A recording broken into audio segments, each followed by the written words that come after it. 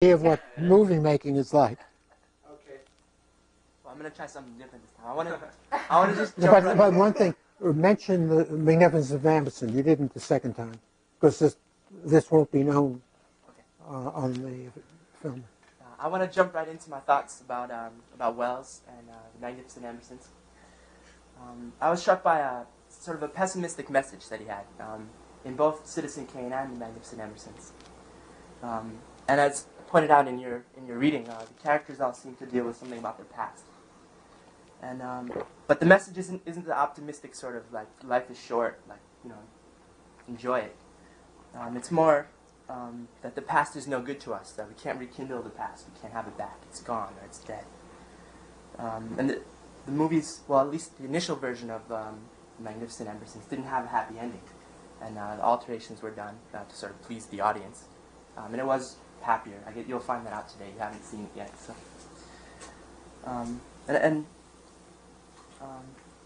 The pessimism sort of surprised me, and so I guess I spent some time looking for sort of a deeper, positive message.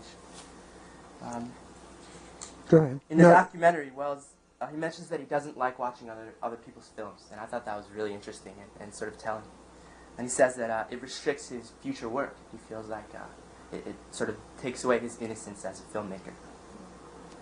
And then also in the reading, he mentions that he doesn't believe that you need any film knowledge to make a good movie, that you just need an understanding of culture and of human history. And he talks about holding up a mirror to nature, and that's all you really need. But at the end of that, he also says, a mirror is only a mirror. It's your understanding and curiosity about the world at large that's essential over and above the techniques that you have to have in order to make a film. So that's the element of meaning, supplementing technique, which he was very sensitive to. So the pessimistic view, or my read on it, is almost as if he's saying that you don't want to grow up. You don't want to learn the rules of filmmaking or society. That if you can maintain your innocence, you'll sort of never die. You'll never have regrets. In the movies, in the films, the characters visibly age and they die. There's a scene in The Magnificent Ambersons where there's a newspaper headline and it says that the automobile casualties mount. And it's sort of a representation of the automobile wrecking society. Like technology is moving forward, and yet something like the aristocratic society is dying in some sense. And in this sense, it's not a positive message, but there's something powerful in it. Something about human nature, like that is the way life is. Like we do die. Okay, let me interrupt two things. First, the idea that the young Minifer should be wrecked physically by an automobile has an ironic place within the structure of the narrative, because all of the troubles come out of the time when he prevents his mother from marrying the automobile manufacturer. I don't know if you remember that much from the documentary last week. What you saw was the scene in which George, the boy, George Minifer, says, I think automobiles should never have been invented. They're a big mistake. And the automobile maker, played by Joseph Cotton, says, well, maybe you're right, but there's no stopping them. They're going to cover the land. And, well, what happens in the narrative, there's no stopping them. And then after George and the whole family are destroyed financially, he gets hit by a car. And it's sort of as if the machine is taking its revenge upon him. There's a kind of irony in that. But it's all part of the picture of American reality. The second point I want to make is more pervasive, that goes beyond Magnificent Ambersons, what Ed was saying about Wells's outlook not being optimistic, or if anything, pessimistic, in a sense, but he's pessimistic in the way in which a great pessimist philosopher would be. And what I thought of at that moment was Schopenhauer, the 19th century German philosopher, who thought that life is meaningless. There are no gods. There is no Christian God. Everything is controlled simply by energy of a material sort, which is the will, because it's just energy, force in nature, but it doesn't have any intelligence, and we are simply products of that. Very pessimistic, negativistic view about the world we live in which ideals are reduced to matter, and matter makes no sense, right? Nietzsche grew up with Schopenhauer and Hauerian philosophy. His first books were a great deal about Schopenhauer, and as he got older, he rejected him and said what one has to do is not to say no to nature in the negative way that Schopenhauer does, but to say yes and pursue ideals even if the world doesn't make sense in the traditional religion, so that you get this contrast between a kind of pessimism in Schopenhauer and a kind of negativism in Nietzsche. Schopenhauer lived to what was then a ripe old age, and he had a pleasant life. Nietzsche lost his mind, his faculties at least, fairly early, in his late 40s, and had a miserable life until then, because he's always had illnesses, some of which might have been psychosomatic, so that he was the optimist, and the one who lived well was the pessimist. In one place, Nietzsche said, I'll get to the point about Wells in just a second. Nietzsche said Schopenhauer called himself a pessimist, but he lived a good life. He played on the flute in the evening, he ate well, which the modern kind of thing the modern world is destroying, the same theme as the Magnificent Ambersons. And then at the end of this little pessimistic remark, he says, we're all going to die. Everything will turn into ash. There will be nothing eventually. But what of it? Sing as long as you can. In other words, the artist surmounts the negativism in reality by means of his art, and so he ends up with this very optimistic point of view. I think that is relevant here too. If you ask him, are people going to go mad or lose heart because of the theme of Magnificent Amberson, particularly the way Wells presented it? He'll say, no, it's a work of art. I find it exhilarating. So if you're an artist, you can always have a happy life dedicating yourself to your art. Now, if you extend that to science and to practice and whatever is your pursuit of life, life will become meaningful as a function of your pursuit rather than your expecting some objective validation because the world is what the traditional, particularly traditional religious view said it was. Go ahead. I'd like to go actually all the way back to your first point where you talk about the automaker, Eugene Morgan. That's Eugene Morgan. His comment about automobiles, when it is suggested that the invention is worthless. He makes it's a really great line, and he talks about how it's true that the automobiles carry people forward, but really humanity, society might actually be moving backwards. And there's another point, I think we might have seen it in the clip in the documentary about, I think Wells is narrating, and he talks about how back in the 19th century, in the late 19th century, people had time for everything.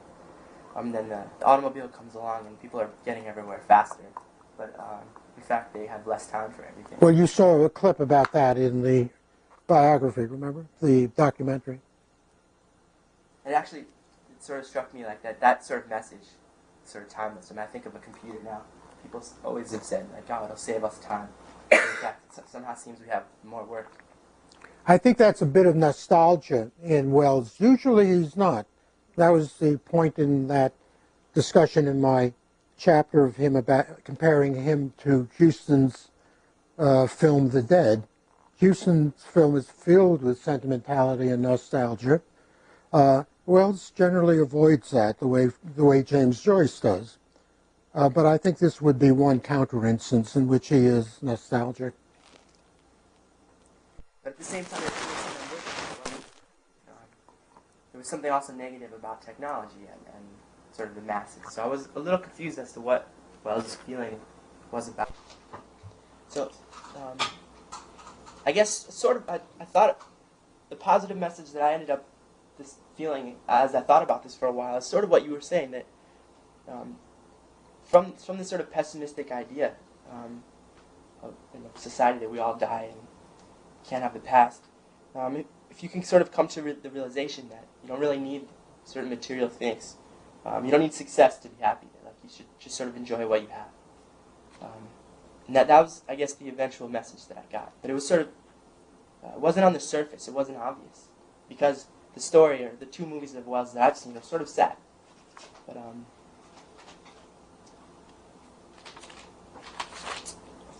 Anybody want to say something while? I think it's hard because they haven't really seen the movie. Yeah. So, just jumping topics. When I turned on when I was watching Magnificent Ambersons, it's black and white. It's an old movie, and so for me, it's hard to relate. I feel sort of out of touch with the times, and so I'm sort of lulled to sleep. I'm expecting a certain type of character, like sort of a boring character, and I was really surprised. The character of George, who's the main character in the movie. He's this bratty, spoiled kid, and I thought it was just a tremendous character because it was so unexpected to encounter this level. There's a scene where he's bickering with his aunt, like in a really childish way, and I thought it was just a terrific scene because. Have any of you seen Arouse's more recent remake for television? It was on Arts and Entertainment about 2 years ago. And I thought Tim Holt, who plays that part in Magnificent Ambersons, was absolutely right, and the person who played it in the other one was not anywhere as good. Do any of you know a movie called The Treasure of the Sierra Madre? If you ever seen it, you'll never forget it. And now Tim Holt, about 10 years later, had an important role in that. I thought you might like to put the two together. Go ahead. So yeah, I really enjoyed this role of George, and I wondered if because Wells was sort of a new and maybe naive filmmaker that he had no idea that like he was sort of unconventional. At least it seemed unconventional to me because it was unexpected. And I don't want to talk too much about the scenes because you haven't seen it yet. But that was a pleasant surprise. And jumping around, so we heard in the documentary, in the biography, that the ending, 45 minutes were cut at the end. And I thought the ending was pretty bad, actually. Was what? Bad? It was bad. I mean, I'm sorry, I didn't understand. I didn't like the ending. The ending of the documentary? Sorry. Magnificent Ambersons. They mentioned in the documentary that Magnificent Ambersons was cut short. 45 minutes. And I thought it really hurt the film because it completely changed the tone, sort of abruptly at the end. There's a scene with the aunt, and she's overcome with despair. She can't even stand up. She's really upset. And then the very next scene, the final scene, she's walking down a hallway in a hospital, and she's sort of smiling contentedly. She seems sort of hopeful. And it's just so... the discontinuity of those two scenes next to each other just really doesn't make a lot of sense to me. And so I thought that was a weakness of the film right at the end. Of the resulting from the cutting, yes. From the destruction. Did you give any thought to the idea of the myth of the past? Anything you want to say about that? Can you talk a little about what you mean by... I mean, I read the chapter. Well, I think it's a phrase that's used by Wells, and he says he has a fascination for values that existed in earlier societies that don't exist anymore, and that they often provide the key to something, and he's curious about that. I think it's his way of formulating a view about the nature of time. Past isn't something to be glamorized, to be nostalgic about, sentimental about, because the past is gone, but we turn it into mythology. We mythologize it, and this often happens in different forms of art. We're sitting here and looking at a great visual portrayal of the myth of the birth of Venus. The painting is La Nascita di Venere by Botticelli in the end of the 15th century. The myth itself comes out of Ovid in the 1st century A.D., and by the time of the Renaissance, anything related to antiquity was given a great deal of attention.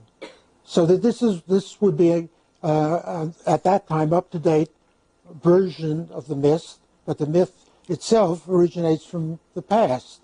Nobody in Italy in the 15th century thought that there was such a creature as Venus, the goddess of love, and that she was born on a half shell, and that she arose out of the ocean, and there are the sort of goddesses or nymphs of wind and a handmaiden for Venus herself. Nobody believed it literally, but it was a beautiful myth.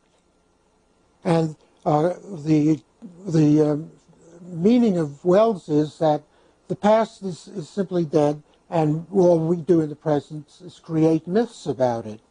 Now, there's an irony there, because without the myths, we would lose out on a great many works of art.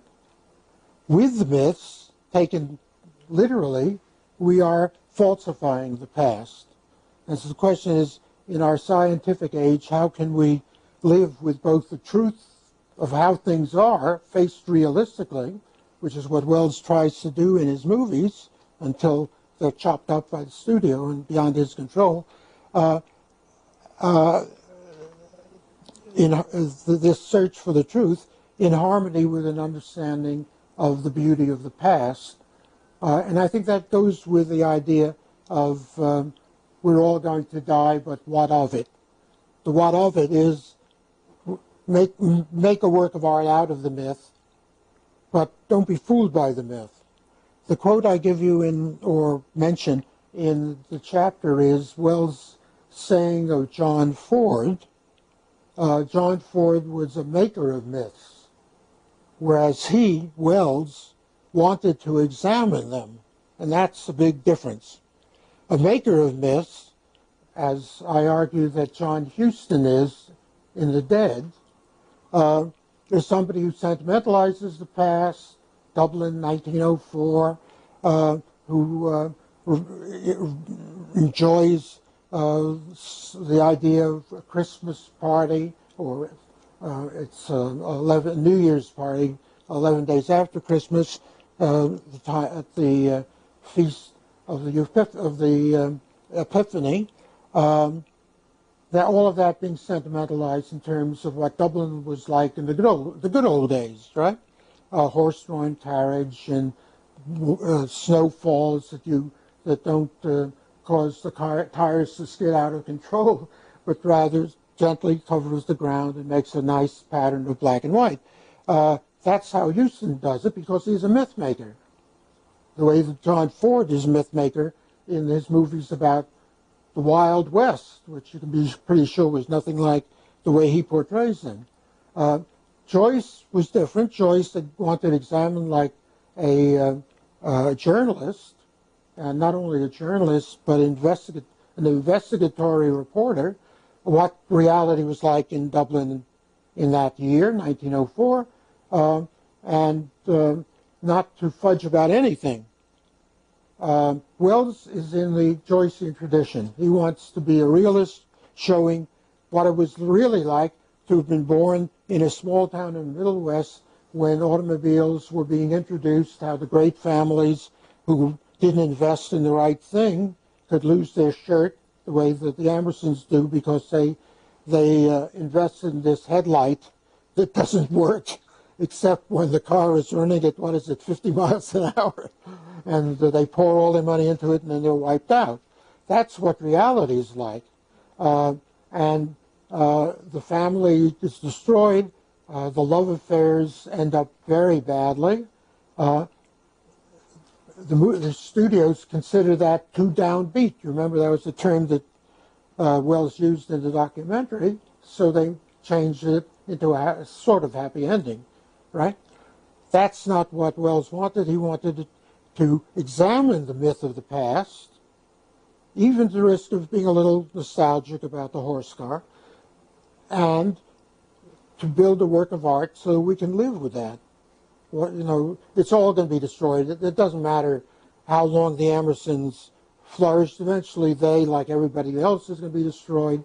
You know, the earth is going to be burned up by the sun one of these thousands of years. But in the meantime, what of it? Dance, do your art, enjoy the moment of creativity. So what Wells is really espousing is the goodness of being alive and being creative. And above all, in the face of a world that is not responsive to our system of values. Now that seems to me crucial in understanding everything that he does. And the myth of the past is what he examines for the sake of articulating that.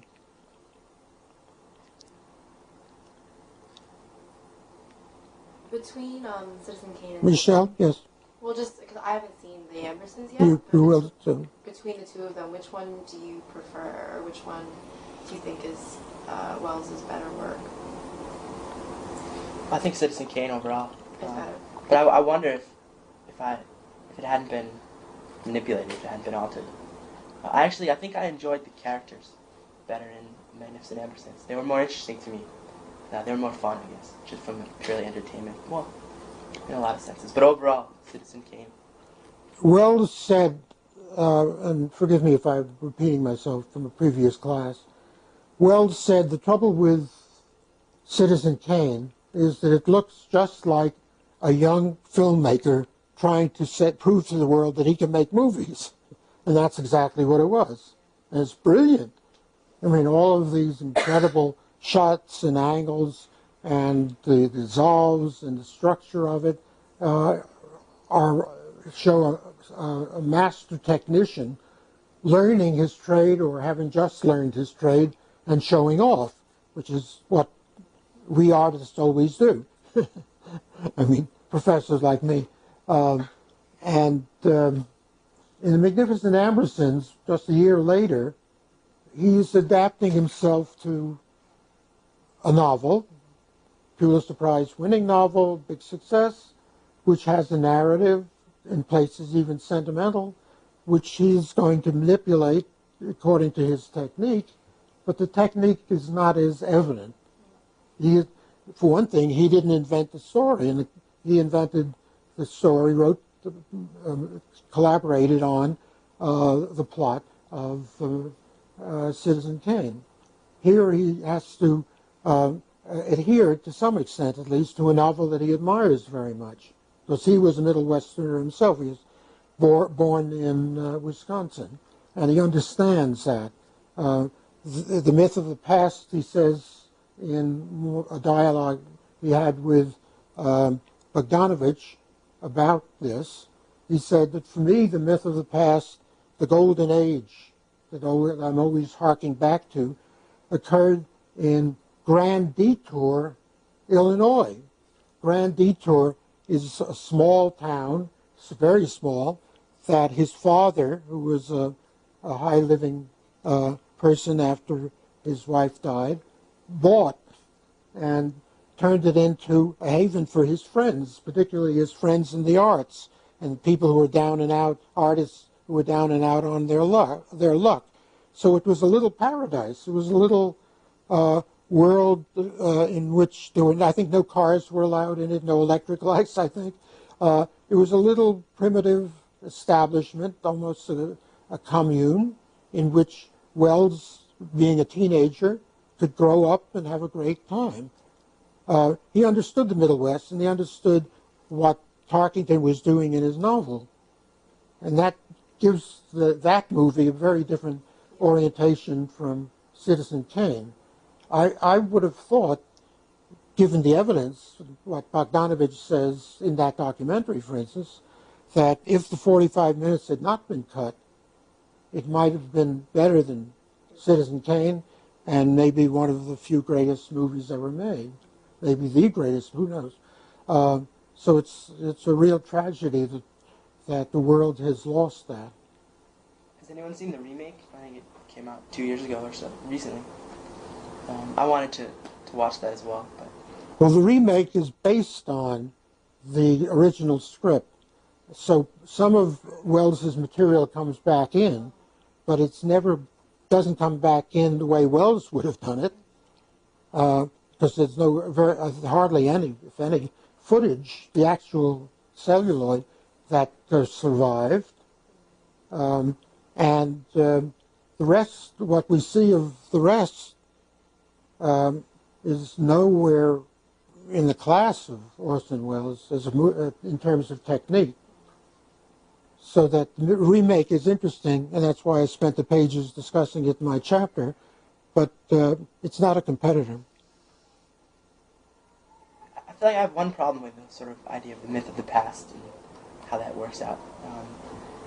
In both movies, Magnificent Ambersons and Citizen Kane, there's sort of a tragedy that changes the past, and now you have reality, which is sort of bleaker.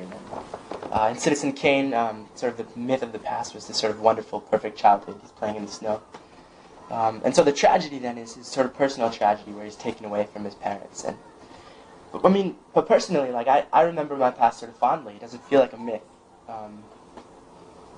No tragedy has happened to me yet. I don't see anything wrong with sort of fondly remembering past experiences. But in his movies, it takes some tragedy. And it's not clear to me that society's advancement is always a tragedy. It's not clear to me that we shouldn't think fondly or even sort of exaggerate our past, because there's something positive about that, at least for me. Well, there are different interpretations. One, Welles vehemently rejects in the book called This is Orson Welles, which is his interviews with Bogdanovich, that I think I told you I read over and over. I loved it so much. It came out recently. And that is the sort of psychoanalytic one, ascribing this sense of loss in the past to the death of Wells's mother. Wells's mother died when he was 9 years old. Before that, he was a child prodigy.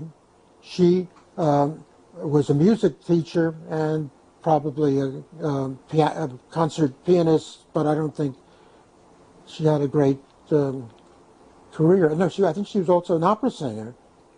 Yeah, she was an opera singer as well, but not with a great career.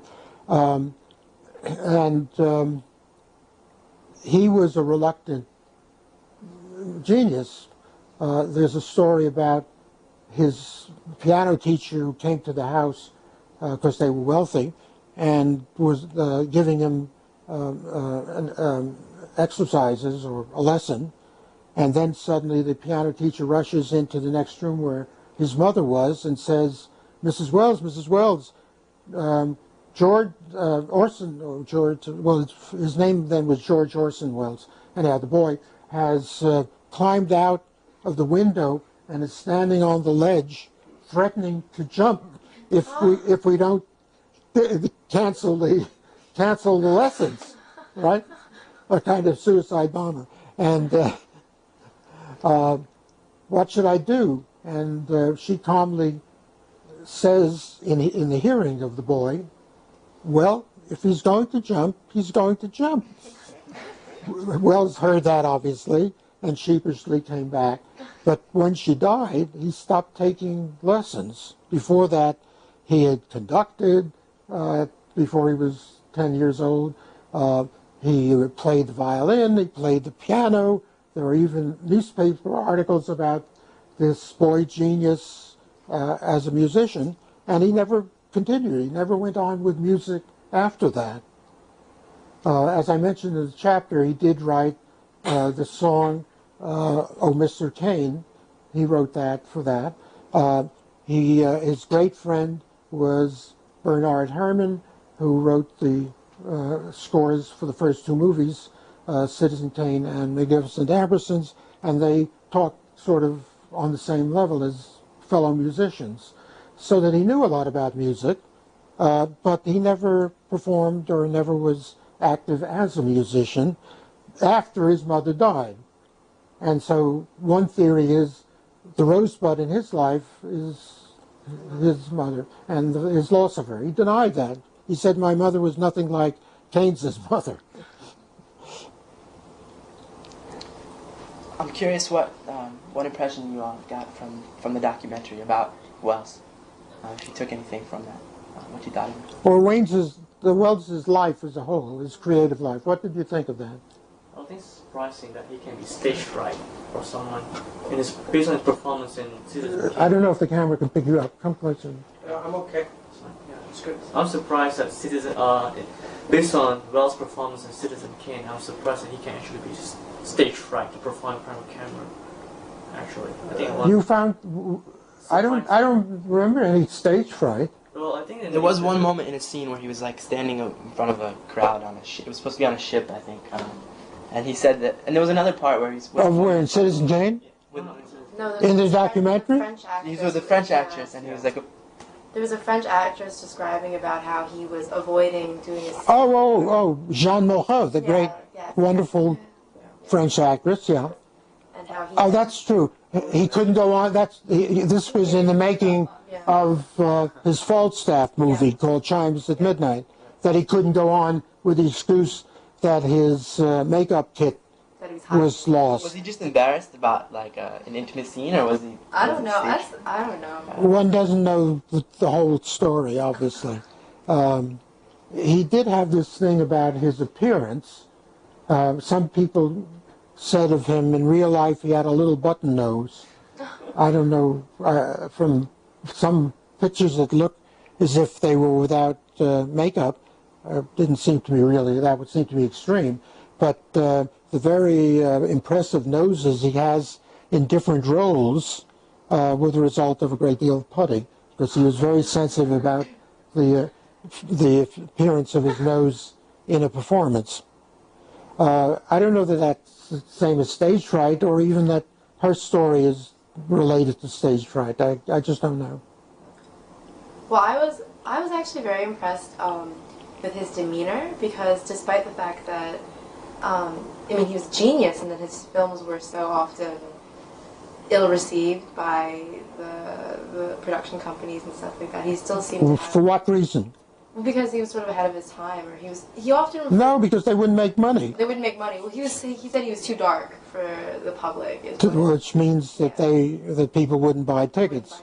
That's what they were afraid of. But he still seemed very happy, which surprised me. He seemed very boisterous in a way, so he didn't seem to be set back by that at all, which I thought was. Well, but he also, in the midst of that ebullient, or at the end of that ebullient conversation that went on for, actually it was 3.5 hours, and you saw the shortened version. He does say, I think I went into the wrong business. Remember that? He says, 98% of my time as a filmmaker was put into hustling. Isn't that what he said? And only 2% in making films. And that's not a life. The truth is that he was wonderfully entertaining in society. He was a great storyteller. He was an actor. And the producers were all friends of his. They used to play cards, I'm sure. And they invited him to their homes for all their parties. He went in the hope of getting money out of them to make more movies, and he never got anything. They were just stringing him along because he was so entertaining. And, that's a great sadness, and any artist should have to submit to that. Toward the end, he generally paid for most of his movies because he got huge fees. Advertising, is it Mason's California wine? We never sell the wine before it's time, something like that. On television and in different acting roles, and he would take any worthless role in somebody's movie just because he would get such a large fee, and then he would pour that into his movies. I think that's heroic, marvelous. But think of what a strain it is on him. Yeah. But he said every time he did that, he lost part of his artist in him or something like that. It's true. People, when he died, and not as much now, spoke of him as being terribly overweight, because he was. So what? Very fat, remember? And famous for his commercials on television. You know, disregarding the whole achievement of this great man in at least one art, which is filmmaking, not to speak of the theater and writing, short story writing and other writings, as a politician who wrote speeches for Franklin Delano Roosevelt. Roosevelt encouraged him to run for senator in, as you remember from the documentary, of Wisconsin. No, there was much more to him than people recognize. Right, I just think that when he took roles that he didn't respect, then he lost self-esteem, and so I think that's why. But he kept on going. I Yeah. mean, like in the, what of it? Just keep on. Bogdanovich reports him being very gloomy about the time the documentary was made because of how he was treated by the profession. And Bogdanovich tried to calm him down. And Wells said, he's about the future. That's the way you always say, oh, you'll be recognized in the future. And Wells said, oh, yeah, in 40 years, they'll love me. Well, it took only about 25. He died 1985, or now it's 19 years ago, and he's now a cult figure and recognized as the great man and genius that he was. So even in 1985, he wasn't recognized in that way? Nope. Well, he had an And the ambulance last movie he had finished and was in complete control of was F for Fake, and that dates back into the 1970s. After that, there were all of those unfinished things, including When Will You Finish Don Quixote? Remember, he calls that the Don Quixote movie, and he says, I'm thinking of calling it When Will You Finish Don Quixote? Because that's what his friends all say. I think you may remember from the book that I found an interview with him made about 20 years before he died, in which he said he had finished Don Quixote and that he wasn't ready to release it because the trial, which based on Kafka's novel and a very, very interesting movie in many ways, had been attacked commercially and critically and by everybody.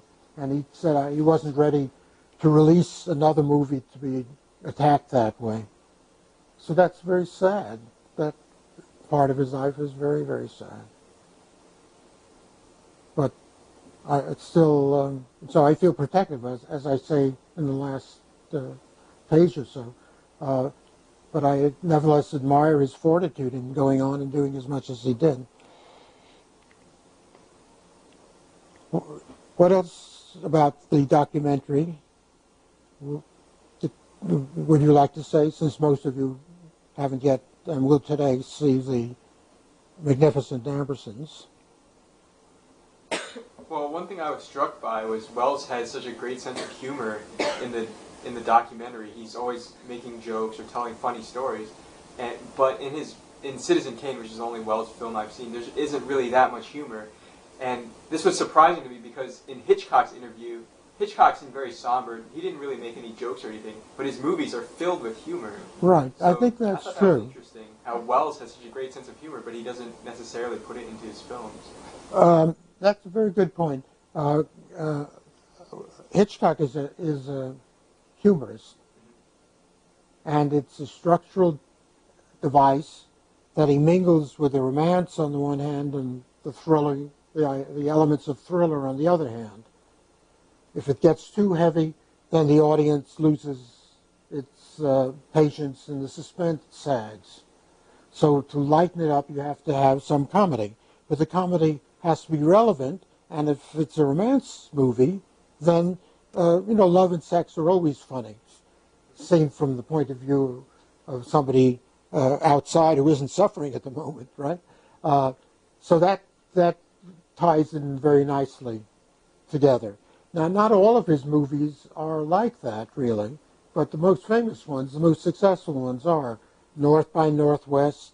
That's a suspense, a romance comedy, and Cary Grant is the perfect choice because he combines both comedy and romance.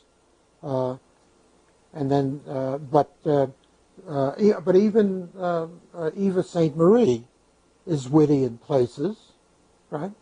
So that's a structural element in Hitchcock, and it's true of other films, many other films of that sort that Hitchcock directed. In Wells, if you say what comedy did he ever write, I don't know what to say exactly. Maybe let me think. Well, there are comic elements, but they're much less structural. For instance, Mr. Bernstein. No, there are two pronunciations of that name, but in Wells it's Bernstein. Mr. Bernstein, the first time he comes in, I think it is, he falls as if on a banana, carrying in the furnishings. And what does he say? He says, "Oops," as if it were a comic strip. And he's always a sort of comic figure. And he plays it that way. He's a straight man for Cain, and we laugh at that. He's this, this little subordinate who says anything, anything to make the boss happy. And then if he laughs about it at his own expense. When at the party, when Cain is about to go off to Europe, announced he's going to go off to Europe, Bernstein shouts, "Mr. Cain, there are still other antiques or works of art there that you haven't bought. Are you going to buy them?" Something like that, remember? And Cain says, "I'm going to buy them all," whatever, right? And then a few seconds later, he said, "I promise," something like that. And a few seconds later, he says, "Mr. Bernstein, you don't expect me to keep my promises, do you?" And Bernstein laughs like the little toady that he is and says, "Oh, yes." he accepts the irony of the deceptiveness of his own boss. That's what Bernstein is like. And so that's comic. And then what's also comic is the transformation in Bernstein.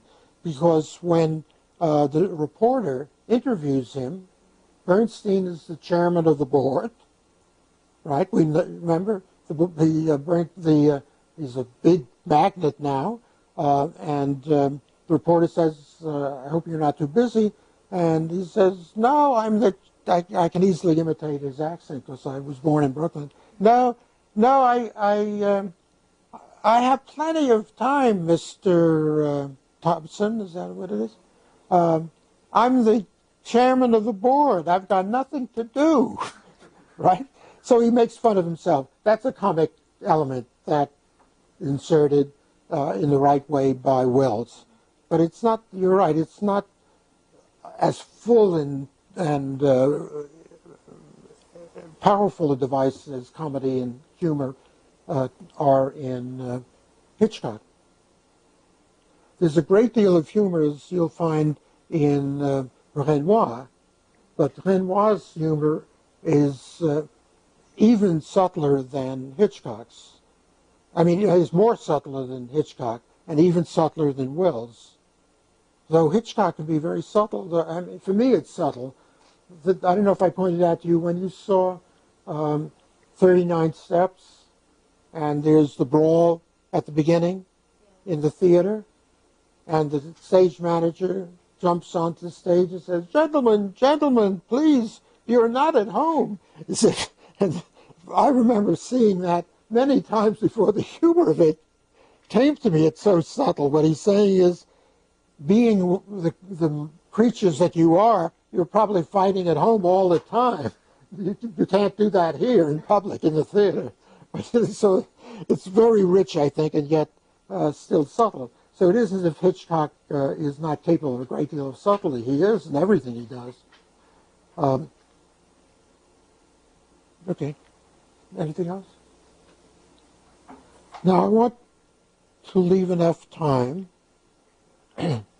for us to get to the movie without keeping you too late.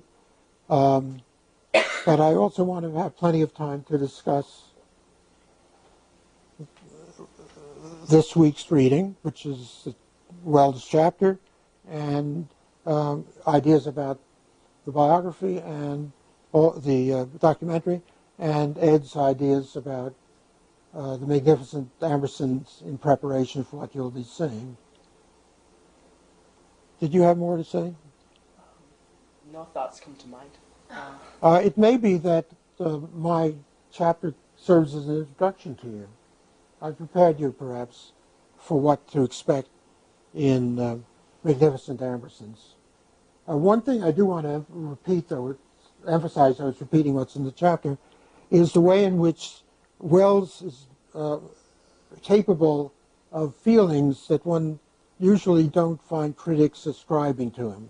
They talk about him playing the king roles, remember the way he says, and therefore in a very pompous, authoritarian, even bombastic way, and fitted with that wonderful, unmistakable voice of his. If you ever hear that voice, you know that's Orson Welles.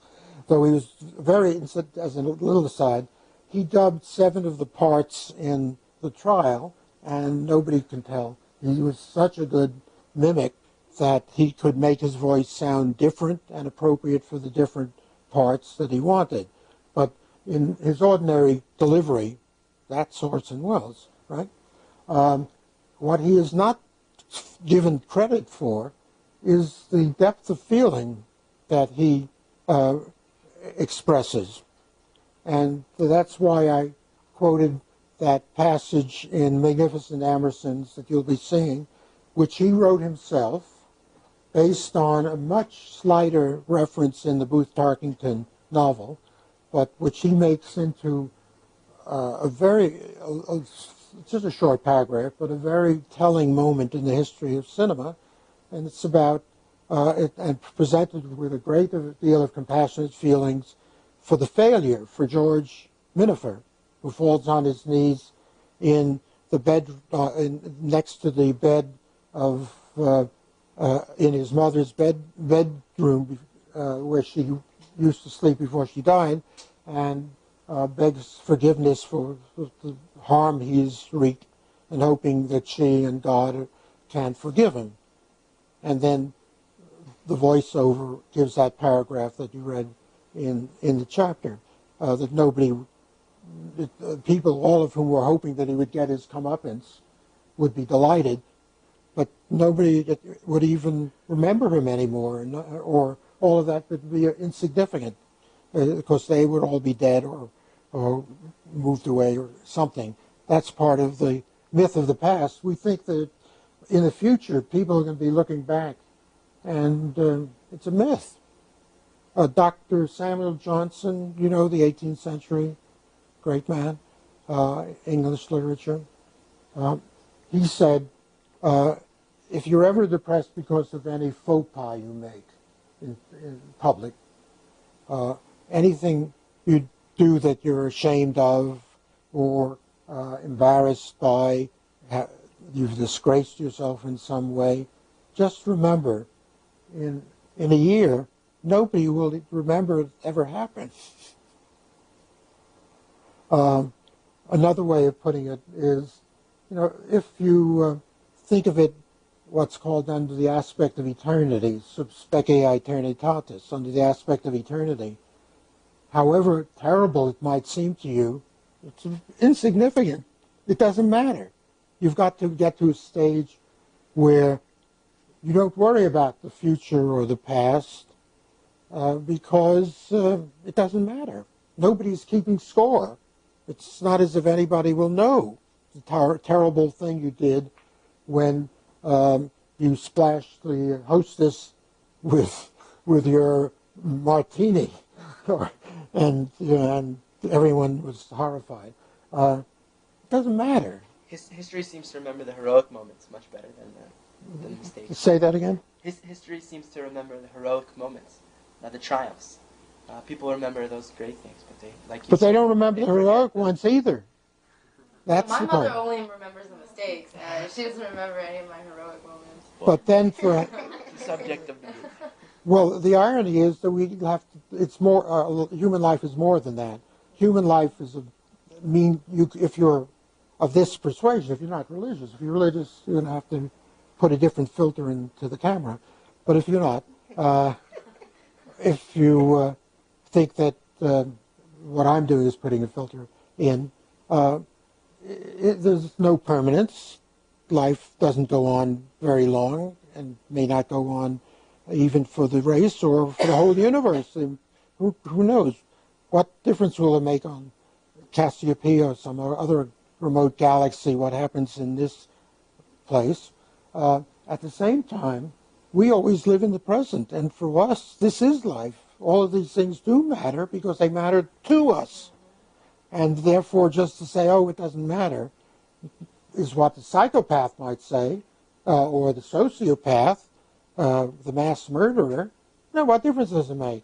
After the Battle of Waterloo, not the Battle of Waterloo, the Battle of Austerlitz, Napoleon is walked across the battlefield where the dead were all strewn all around, the thousands of French that they lost in that battle, and he's reported of having said to one of his marshals, "A good night in Paris will make up for all this." Sure, I mean, you can plant seeds all the time, but the indefeasibility, the uniqueness of each of these individuals, which we accept for ourselves, so we think of ourselves as unique individuals, and after a while, if you live as long as I do, you get to see that everyone feels that way about themselves. That's a human tragedy, that what I feel about me is what everyone feels, and maybe even everything that lives, including the chicken that you had for dinner today. That's the horror of life. Well, then you just can't say, well, of course it doesn't matter. The chicken would have died sooner or later. It didn't want to die when it did die. And the hostess will die, and nobody will remember about your faux pas with a martini. But at that moment, this is your life, and it's horrible. So one has to live with the dynamic of these two alternatives. And that's also part of the myth of the past, or at least an examination of the myth of the past. And Wells reveals how compassionate he can be for George at that moment without saying, well, of course, in the future nobody will remember this. Or people who wanted to give his comeuppance don't remember it. In the Othello movie that Wells made and acted the main role in, he shows much more compassion for this suffering man who's suffering from this terrible psychological disease called jealousy than Olivier or Gielgud or any of the famous Shakespearean actors who respond to the magnificence of the poetry and shout and carry on and scream in accordance with the melodrama, and we never quite get the sense of sadness and the condition that this man is in, particularly in view of the innocence of his wife, what he stands to lose when he kills her, and allows himself to be humiliated by Iago. Now, how sad that is. You get that in Wells's production, though it has other faults in it. think the idea that you were saying about how life is sort of meaningless, I think that's an insight that's like at the center of what it is to be human. I mean, reconciling the idea that at this moment, like what I'm doing, and like I feel it's incredibly important how people are responding to me and reacting to me. But at the same time, the idea that it's all meaningless. Like, I mean, that's so hard to like. What do you do with those conflicting ideas of life? I think that's really insightful. We ought to get going in about 3 minutes. I don't suppose any of you can stay after 5. The movie is 88 minutes long. But very quickly, I want to remind you of the second paper, and that the second paper is more important than the first paper. Actually, on the whole, all of you did reasonably well. There's a gradation, but it doesn't matter where you stand in terms of the grades, because the second paper can make up a lot. If you got a B+, you could very well end up with an A or an A-. If you got less, it's harder. I don't treat the papers equally. What I will do is read them and think of your performance in class for borderline cases. But the papers are very important in the grade and make the main criterion of the grade. So that don't be depressed if you didn't get as high a grade for the first paper as you thought. It's very hard for us to be fair either in other people's grades or in the process of grading. There isn't any mystical scientific perfection in grades. So I always try to be a little generous. But make up the deficiencies in the second paper. You're all clear about what to do in the second paper? It's due 2 weeks from today. Next week, we're going to talk at the very beginning about your papers. So get your imagination going. Start working out an outline or a first draft. And I will consult with you about the contents to make sure you don't fall into a ditch, unless it's a very acidic ditch. And in general, you all know my email address. Send me with any problems. I'm very accessible. Let me know how I can be of help for the second paper. As I tried all your know for the first paper, well, I'll try even harder for the second paper. Will you be checking your email over break? What? Will you be checking your email over break at all, or no? Why not? I'm always open for business. The brain never rests. The mind does, but the brain is always operating. Remember, the second paper is not as limited to a portion of the assigned reading as the first one, so you can wander a little further. But one thing that you all have to really keep in mind is you also are expected to do more careful outside research. Some of you did at least the minimum, but I think more than half just sort of threw out something without really working at it and doing much with it. It isn't that it has to be 10 books or 10 articles or even more than one article, but it's something that you work at as a problem that is relevant to the course and relevant to what you want to say and gives you access to somebody else in order to emancipate yourself from the terrible influence of Irving Singer.